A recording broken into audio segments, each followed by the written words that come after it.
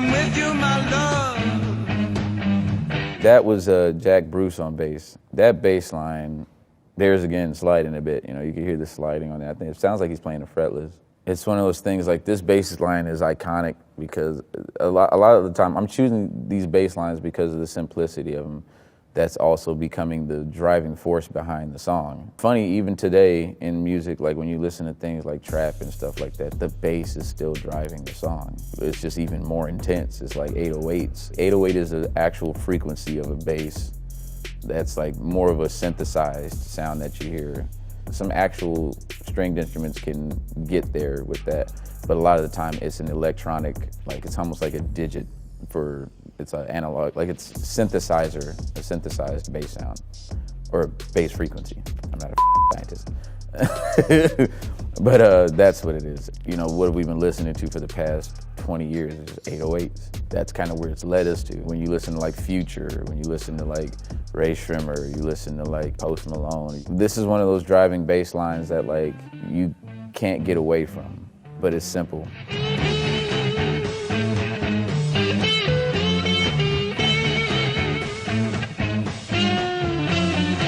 The guitar, you know, Eric Clapton's following him with it, but creating a bit more of the role of the harmonic by playing the progressions a bit, creating progression to it and all that stuff. But nonetheless, it's still following the bass line.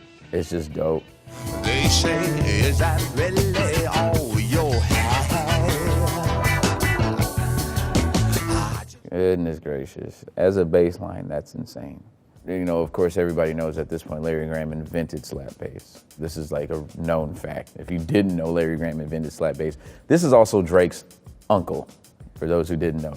I was always a Drake fan, but then when I found that out, I was just like, it don't matter. Like Drake was meant to do this. The way that this bass line is being danced around with the other instruments, it's like you could hear the puzzle happening. You could hear a puzzle in the song happening. Like, you know, it's like an engine. You know, with the engine, you can see each part moving and functioning a certain way. That's what this song feels like because of this bass line.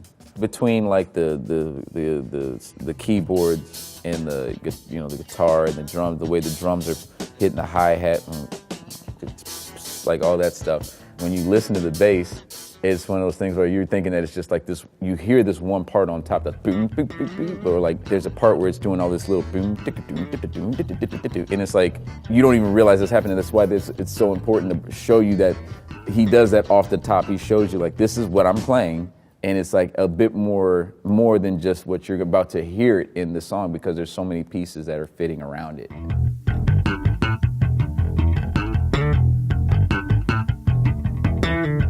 The part where he's singing and slapping this on bass is like a miracle.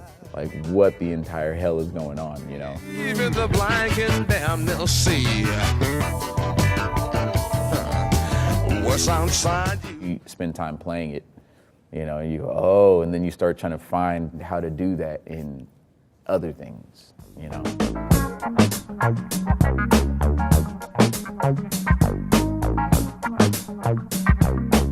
Herbie's playing bass on synth, but Paul Jackson's playing second. There's two bass lines going at one time. So Paul's playing this percussive role on the bass, but playing it way higher up on the neck. And Herbie's playing actual, like, the holding down like the root of what's about to be played. The bass player is almost being like the percussionist. He's playing this real percussive part in between.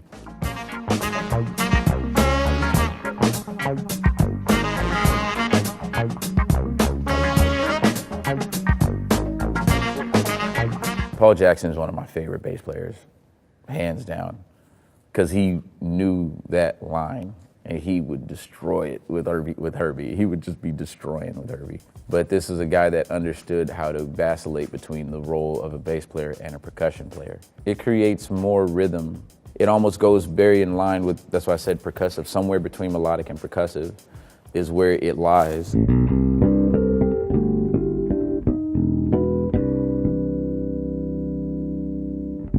Yeah, man. Jaco Pastore's Portrait of Tracy. That's a special bass line.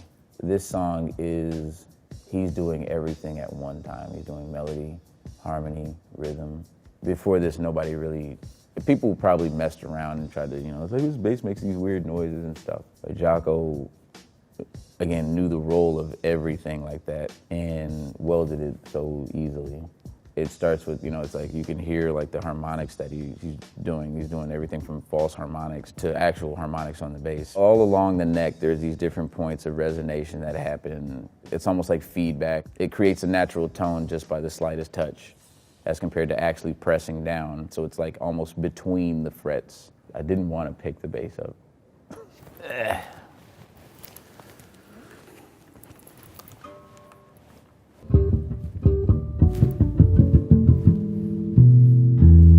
So like, that's a false harmonic.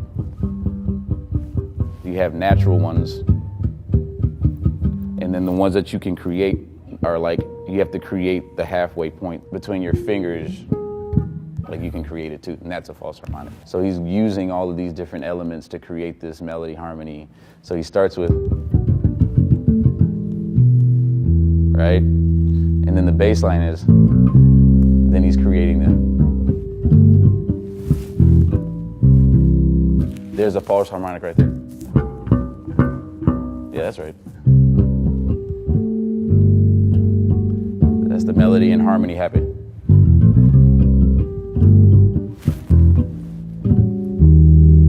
So it's like he's doing it all on his own.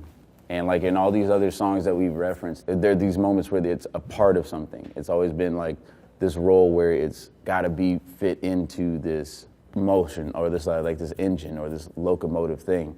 Jocko was introducing you to like, no, you are the locomotion.